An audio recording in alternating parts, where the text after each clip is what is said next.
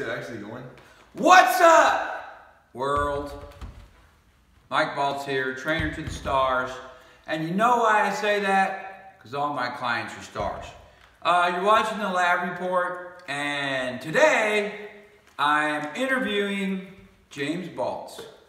He is a youth athlete, and he plays basketball, baseball.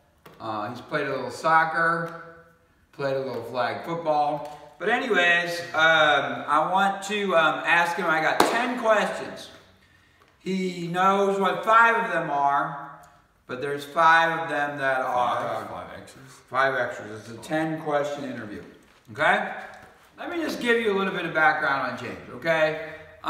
He's actually been in the gym a lot. He's been in the gym more than most kids his age. James is 15, and he's been in the gym sort of with me since he was about 10 years old. And we never did a lot of heavy lifting, but starting when he was about 12 or 13 is when we actually started working out in a way that I was recording his workouts. He's one of the experiments that I talked about in an earlier video. You know, he's the guy that I sort of said, hey, this is the way I think a youth athlete should be trained. So, hey, I know a youth athlete, let's train this way. So we never did more than, really, how many workouts a week? Probably like 2. No more than 2, right. Usually it was 1. During seasons. Mostly be 1. Right. During seasons, we hardly worked out at all. I mean, we're in the middle of basketball season, and he hasn't worked out with me for months. But anyway, he's no stranger to the gym. One of the things we've definitely done with him would be an emphasis on diet or training. Which would you say would be more? We have more of an emphasis on diet. Yeah. Because we don't want to. I've always said we don't want to make your body make a choice, have to choose between growing this way and this way, right? So, and we'll talk about, I definitely want to do a whole video on my ideas specific to feeding youth athletes. But anyways, today, 10 questions for James Baltz, okay? Are you ready? We're going to be on the clock. I'm ready.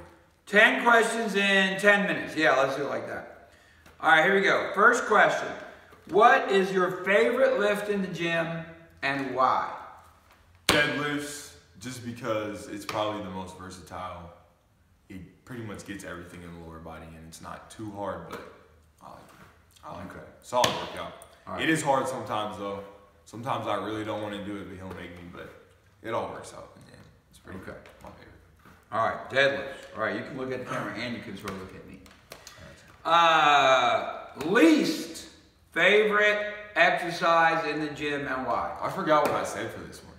We did talk about this a little bit on the drive to school the other day. So, do you remember? Well, what is it? What would it be? It's a hard one. We can count this out, but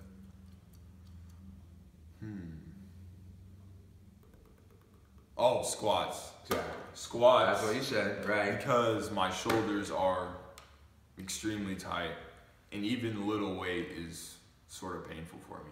And just like the whole setup with like the bone on the back of your neck, I don't really get it. Like, we use the pad, but I just don't. It's not comfortable for me at all. Right. So it would definitely be squats. Right. So back squats, hard for him to get his shoulders back. That's true for a lot of people. It's hard. He doesn't have great mobility, honestly, and it's hard for him to get. And that's one of the things we want to work on. We need to work on flexibility.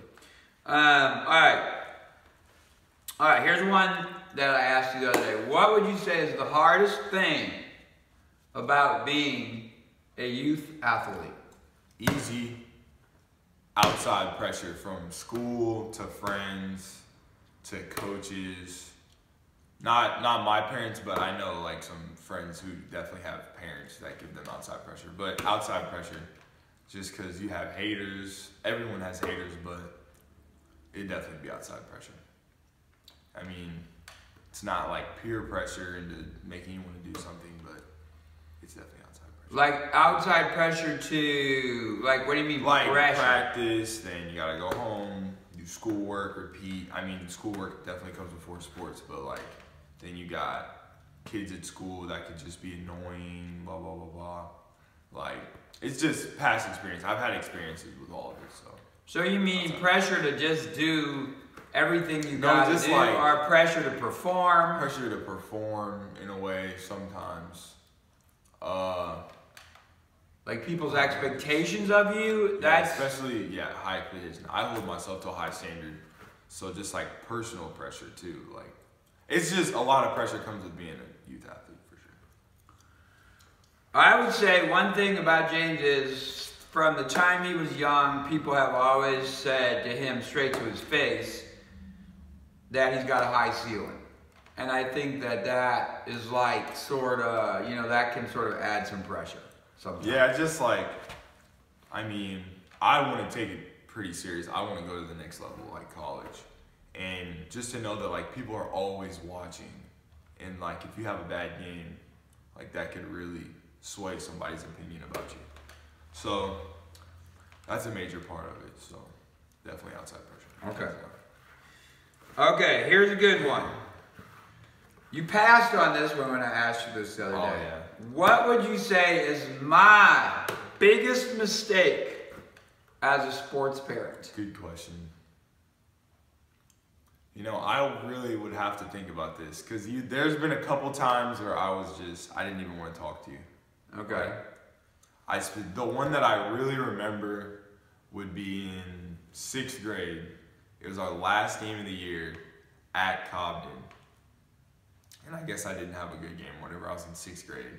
In the car ride back, you were just like, I forgot what you said, but you were just like, it wasn't, I probably remember it like worse than what it really was, but what I remember is you were just like, oh, you should have made these, you should have done this, you should have done this better.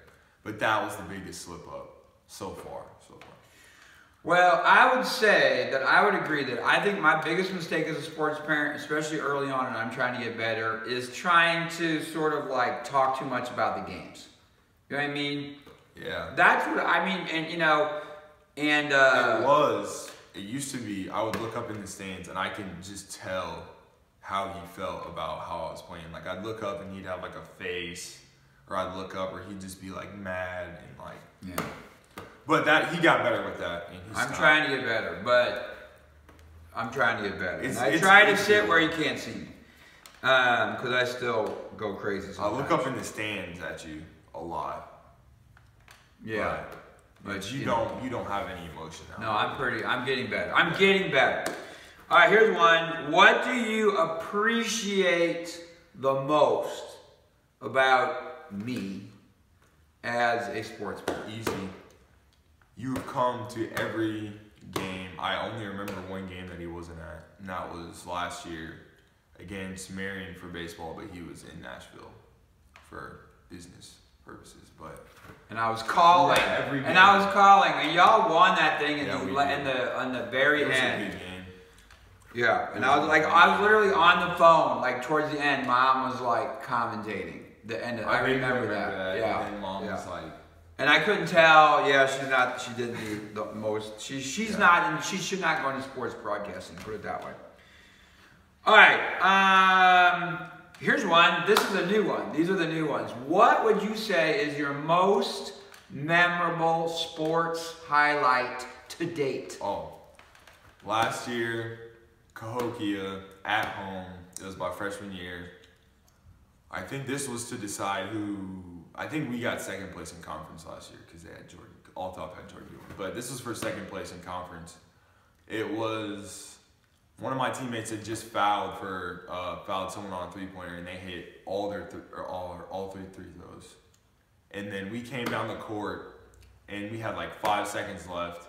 How much were we down by? 2? We were down by 2. Yeah, we were down by 2. My teammate Kanai Cree was bringing up the ball, and I did not think he was going to pass it, but I was open on the wing on the 3, and I just shot it. And second place in conference. And it's like in the air, and as the buzzer sound, it goes in. And you know what? I was talking to Kanai the other night, and he said that he told you, like, he passed it to you because he knew you could make that shot, because he saw you making that shot in practice, which I thought was pretty. One thing that I remember about it, I was just like, I had no doubt in my mind that I was gonna miss. It was. You knew that it was going in. Yeah, I knew it was going in. Okay. Or well, yeah. Right. I didn't think I was gonna. Yeah, I did not think I was gonna miss. I was 100% confident. I just felt so calm, like it didn't even feel like anything was happening. Like it was weird.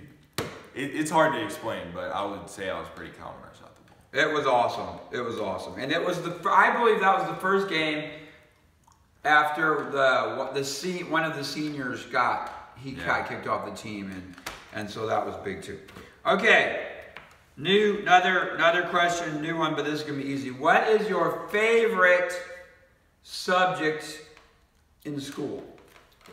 It would have to be geography or social studies. I just like history, like specifically U.S. history, and like the Civil War era is my favorite. Civil War or World War II? More Civil War because Okay. Abraham Lincoln was my guy, and I know a lot about Abraham Lincoln. I did my 7th and 8th grade year history project on him. But Civil War era, world history, U.S. world history,